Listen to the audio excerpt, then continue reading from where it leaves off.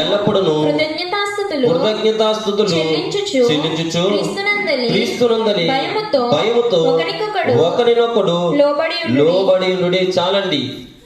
ఇక్కడ భక్తుడు మాట్లాడుతూ అన్నాడు, కృతజ్ఞతాస్తుతులు దేనికి చెల్లించాలి, కృతజ్ఞతాస్తుతులు దేనికి చెల్లించాలి, ఎందుకు చెల్లించాలి అని మాట్లాడుతూ అంటున్నారు. సమస్తమును కూడా యేసుక్రీస్తు పేరట తండ్రి అయిన దేవునికి ఏం చెల్లించాలంటే కృతజ్ఞతాస్తుతులు చెల్లించాలి. ఈ కూడికేంటి?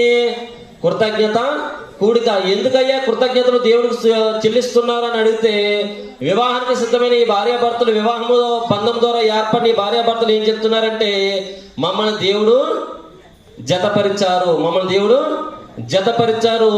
మమ్మల్ని జతపరిచే ప్రక్రియలో జరిగిన ప్రతి కార్యములోను, ప్రతి విషయంలోనూ కూడా దేవుడు మాకు తోడైండి మమ్మల్ని ఇద్దరిని జతపరిచారని ఈ స్తుతి కోడిక ఏర్పాటు చేసుకున్నారు. అంతేనా?